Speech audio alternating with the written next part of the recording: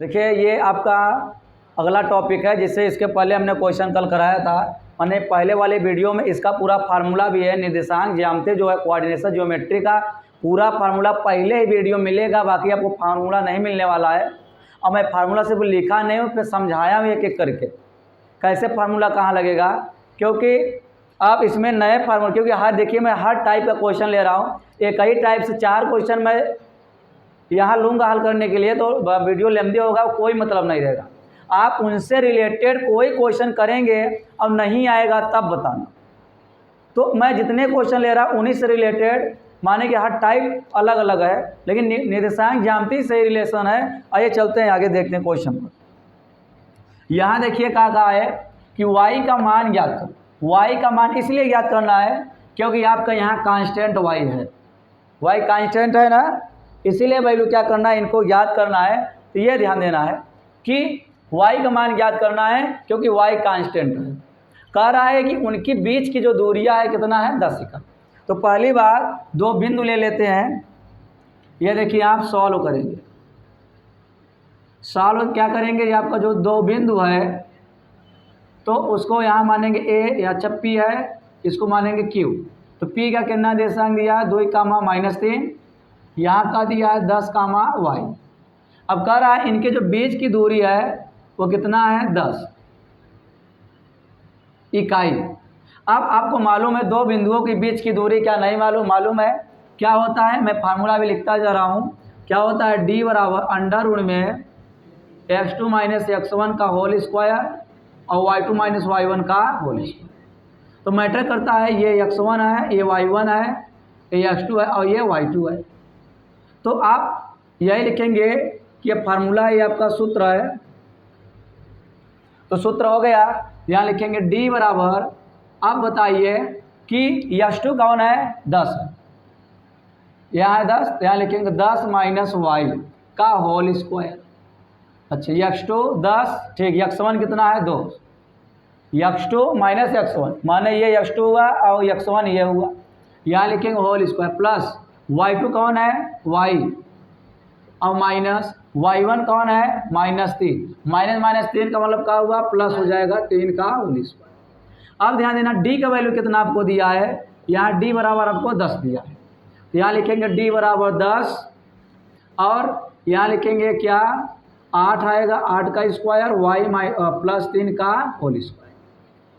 अब ये कड़ी हटाने के लिए दोनों तरफ वर्ग करना पड़ेगा, तो आप क्या लिखेंगे, दोनों तरफ वर्ग करने पर, दोनों तरफ वर्ग करने पर, वर्ग करेंगे तो 10 का स्क्वायर हो कर देंगे बराबर यहाँ 8 का स्क्वायर प्लस y +3 का स्क्वायर, यहाँ आपका कर्ण इसका पूरा क्या करेंगे, स्क्वायर करेंगे। तब आप देखेंगे कि 10 10 में 100 हो जाएगा, यहाँ कर्ण हट जाएगा तो 8 का स्क्वायर प्लस y +3 का स्क्वायर। अब आगे देखेंगे, यहाँ हुआ 100, 8 28 64 प्लस y +3 का होल स्क्वायर। फिर आगे देखेंगे 64 घटाएंगे 100 में से, 100 - 64 बराबर y +3 का होल स्क्वायर। तो सब्ट्रैक्ट करेंगे कितना आएगा, ये 36 आएगा, y +3 का होल स्क्वायर। अब इसको y +3 करेंगे तो कर्णिम हो जाएगा 36। अब आपको मालूम है y +3 बराबर ±6। मैटर करता है जब y +3 बराबर +6 लोगे तो y बराबर कितना आ जाएगा, 3 आ जाएगा। यदि आप y +3 बराबर -6 लेंगे तो y बराबर कितना आ जाएगा, -9। क्लियर हुआ। लेकिन हमारा जो y का वैल्यू है, दोनों आंसर 2 भी हो सकता है। क्लियर है। अब आगे चलते हैं, इसमें देखते हैं, उस बिंदु के निर्देशांक याद कीजिए जो बिंदुओं -1, -3 तथा -4, -7 को मिलाने वाले रेखाखंड को कितने अनुपात में, 3:2। तो ये वैल्यू का है, ये वैल्यू आपका है m1 अनुपात m2 का है। अच्छा, अंतः विभाजित कर रहा है, ये ध्यान देना, अंतः का मतलब प्लस वाला, वाह्यता का मतलब माइनस वाला। तो अंतः विभाजन का सूत्र देखिए, अंतः विभाजन का सूत्र क्या होता है मन? बहुत बढ़िया, यम1 x2। चलिए आगे देखते हैं। माने कि x बराबर यम1 x2 प्लस यम2 x1 बटे यम1 प्लस यम2, और y बराबर क्या होती है? यम1 y2 प्लस यम2 y1 और बटे क्या हो गया आपका? यम1 प्लस यम2। अब गर्दा मुड़ाओ, आपको वैल्यू जो दिया है यहाँ से करिए दिया है। यूपी बोर्ड वाले जितना बेटर आप सजा दोगे कॉपी को, जितना हिंदी में लिख दोगे वहीं से आपका मार्क्स ज़्यादा मिलेगा। पॉलिटेक्निक IRT वाले जितना शॉर्ट ट्रिक में लगा सकते हो, जितना कम समय में लगा सकते हो, वही आपकी जीत है। तो यूपी बोर्ड वाले का जीत लॉन्ग प्रोसेस से होगी, पॉलिटेक्निक IRT वाले का जीत शॉर्ट ट्रिक से होगा। लेकिन सबसे बड़ा जीत वो है जो कि दोनों मेथड जानता है। तो हमारे सॉल्यूशन से आप दोनों लिख सकते हो। क्या यह नहीं लिख सकते? ये फार्मूला है, दिया है, क्या दिया है? बिंदुओं दिया है। कौन कौन दिया है बिंदु? -3 का 1 कामा 3 और दिया है, और 4 कामा -7। ये बोले x1, ये बोले y1, ये है, ये बोले x2, ये है y2। तो आपसे कहा है अंत, अच्छा अनुपात दिया है। अनुपात क्या दिया है? 3:4, अर्थात यम1 अनुपात यम2 बराबर 3:4। आप देखिए अंतर विभाजन का फार्मूला मैं यहाँ लिख दिया, अब यहाँ दोबारा नहीं लिखूँगा, हल कर दे रहा हूँ। यक्स बराबर, अब बताइए यम1 कितना है इसमें? 3। फिर आप देखेंगे फार्मूला में x2 है, तो x2 ढूंढो कहाँ है? 4। फिर प्लस यम2 देखिए फार्मूला में, तो यम2 कितना है? 4। फिर गुणते देखिए x1 कितना है, यहाँ ढूंढिए -1, तो -1 बटे यम1 यम2 जोड़ दो तो 4 3 7, माने कि 3 + 4। तो आपका ये हुआ, यहाँ लिखेंगे y बराबर, तो y बराबर फार्मूला देखिए यम1, यम1 आपका कितना है? 3 गुणते x2 कितना है? -7। फिर प्लस देखें यम2 कितना हुआ? 4 गुणते आपका देखेंगे y1 कितना हुआ? 3, अब बटे y सेम रहेगा 3 + 4। यहाँ देखेंगे x बराबर 4 तिहाई 12, कितना आंसर आएगा? हाँ 4 तिहाई 12 और माइनस प्लस माइनस 4 1 का 4 हुआ। फिर आप देखेंगे 4 3 7, फिर कामा लगाई y बराबर -7 3 21 और प्लस 4 तिहाई 12 बटे 4 3 7। फिर आगे देखिए x बराबर 12 में से 4 गई 8 बटे 7, फिर y बराबर -21 है और ये 12 है, तो कितना आ जाएगा? चलो, लेकिन माइनस में न आएगा, वो आएगा कितना? 7। क्लियर हुआ? तो आपको लिखेंगे अंतर विभाजन वह बिंदु याद करें है ना? हाँ वह बिंदु, यहाँ लिखिए अतः वह बिंदु कौन है? 8/3 कामा -9/7, अच्छा 7 है। ये आपकी आंसर होगा। चलिए आगे देखते हैं लास्ट वाला क्वेश्चन। लिखा है उस त्रिभुज का केंद्रक ज्ञात कीजिए। केंद्रक का मतलब x, y, जिनका निर्देशांक x1 है, y1 है, x2 है, y2 है, x3 है, y3 है। तो आप लॉन्ग मेथड से कैसे करेंगे? पहली बात आप लिखेंगे कि दिया है, क्या दिया है? त्रिभुज के तीनों बिंदुओं का निर्देशांक, त्रिभुज के बिंदुओं का निर्देशांक कितना दिया है? P दिया है आपका 1,3, Q दिया है 2,5, R कितना दिया है? 3,-5। केंद्रक पूछा है आपसे, केंद्रक बोले तो x, y बराबर क्वेश्चन मार्क। तो बापू क्वेश्चन हमने बताया था, सूत्र क्या होता है? बहुत बढ़िया, x बराबर x1 plus x2 plus x3/3 और y बराबर y1 plus y2 plus y3 बटे कितना? 3। तो सबको रखिए, x1 कितना दिया? 1 प्लस x2 कितना दिया है? 2 प्लस ये कितना दिया? 3 और बटे कितना हुआ? 3।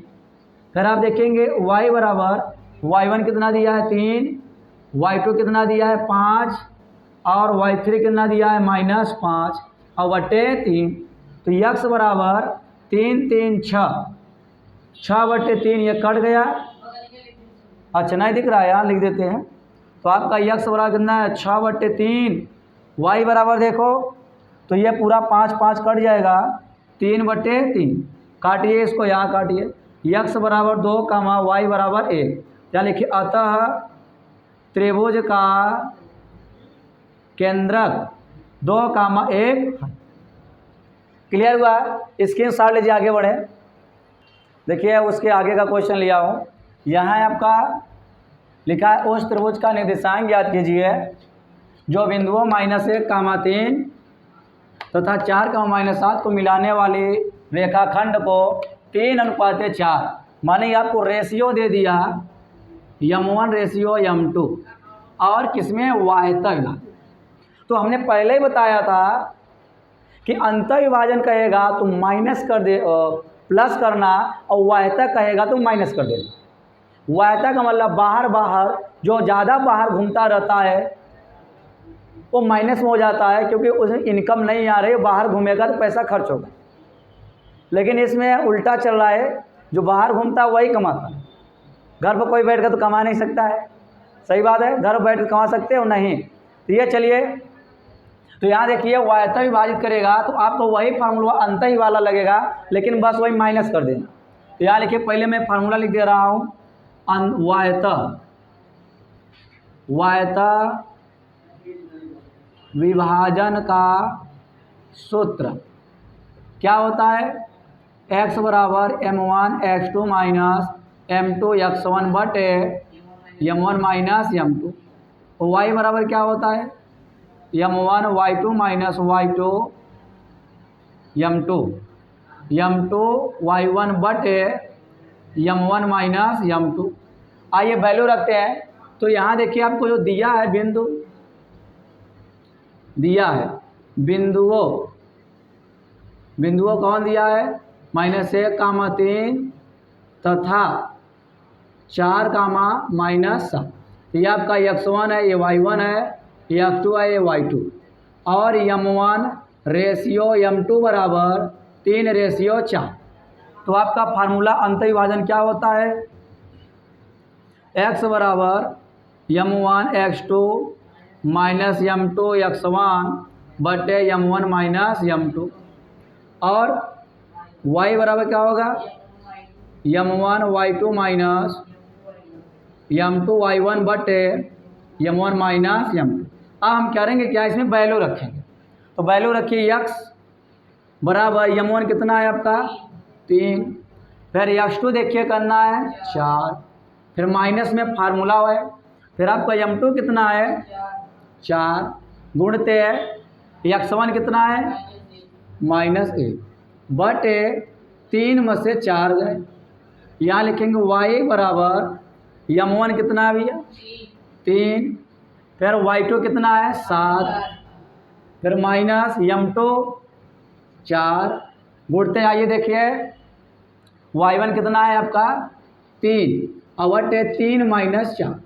यहाँ लिखेंगे x बराबर 4 यहाँ 12 माइनस माइनस प्लस, ये हो गया कितना 4, और यहाँ हुआ कितना 3 में से 4 गए -1, कामा y बराबर 7×3 = 21 4 यहाँ 12 और बटे -1। तो बताइए कि जो वैल्यू है आपका ये, यहाँ देखिए ये y1 ठीक है, बताइए कितना आएगा घटकर? x बराबर आएगा 16 बटे -1, कामा y बराबर 21 में से घटाएंगे 12, कितना है 9 और बटे -1। तो x बराबर -6 मतलब 16, y बराबर कितना है -9। इसका मतलब वह बिंदु जो है आपका -16 कामा -9, ये आंसर है। आइए दूसरा क्वेश्चन देखते हैं। ज्ञात कीजिए कि बिंदु ये संरेख है। संरेख का मतलब होता है एक ही रेखा पर। संरेख का मतलब क्या होता है? एक ही रेखा होता है। संरेख का मतलब आप सिद्ध करिए कि तीनों बिंदु एक ही रेखा पर होगा। तो माने कि ये ए होगा, ये बी होगा, ये सी, तो 1, और 5, 2 और 9, 5। अब एक ही रेखा पर कैसे सिद्ध करेंगे? जब एक रेखा सीधी है तो कोई क्षेत्रफल नहीं बनाएगा, सीधी रेखा कोई क्षेत्रफल नहीं होती। क्षेत्रफल जब दो तीन रेखा आपस में कहीं टच करती काटती है तब जाकर वहाँ एरिया बनती है। तो इसका मतलब अगर तीनों रेखा से क्षेत्रफल निकाल लिया जाए तो त्रिभुज का क्षेत्रफल क्या होता है? शून्य होता है। नए टॉपिक यहाँ लिख दे रहे संरेख के लिए। संरेख के लिए क्या होगा? त्रिभुज का क्षेत्रफल बराबर शून्य होती है।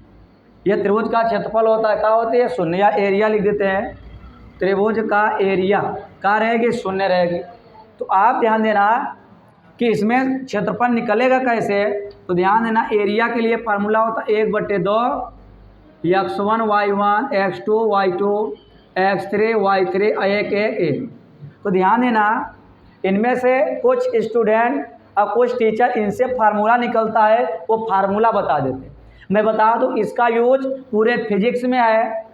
कक्षा 12 को वेक्टर सदिश, दो सदिशों का गुणा भी है और आपका यहाँ भी लॉजिक आया। माने कि इसको सीखो, क्योंकि एक स्थान नहीं यानी कितने स्थान भी ये इसका यूज हो रहा है। तो हम डायरेक्ट प्रयास करते हैं आपको। तो जैसे अगर देखा जाए यहाँ तो आप लिखेंगे 1/2। देखिए कैसे लिखेगा, आपको जो फार्मूला है यहाँ वैल्यू रख देते हैं इसमें a बराबर 1/2।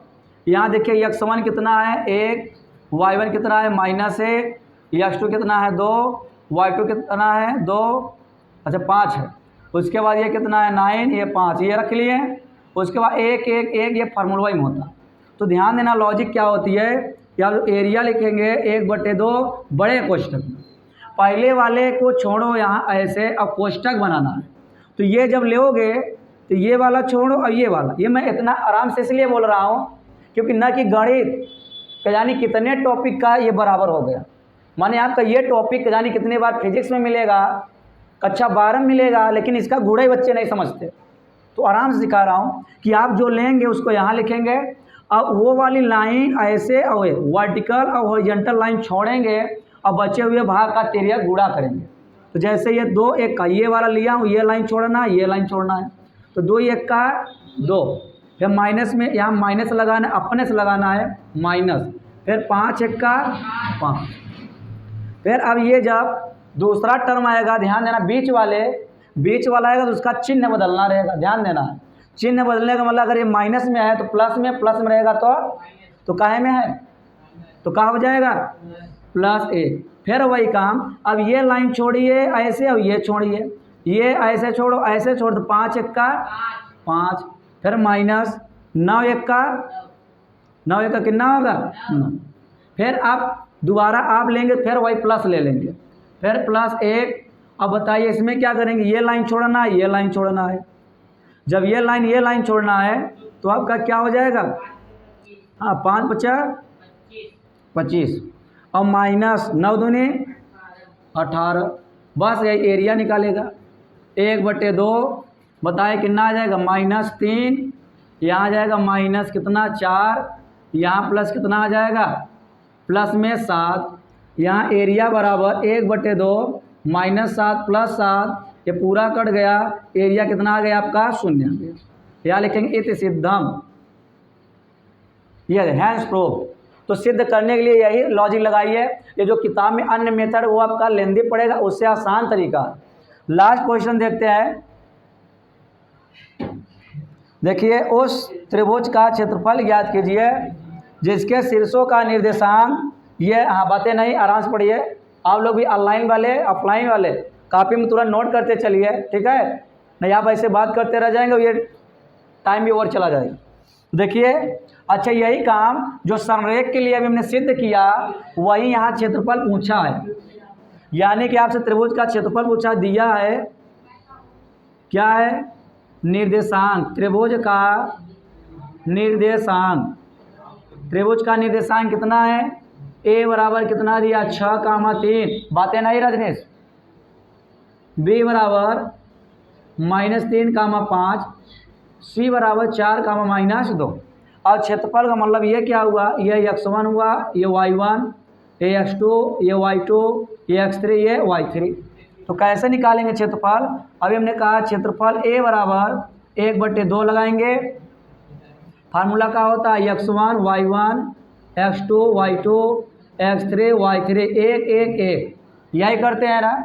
अब इसी में वैल्यू रख दीजिए, आप जब वैल्यू रखेंगे इसमें तो आपका क्या आ जाएगा, एरिया बराबर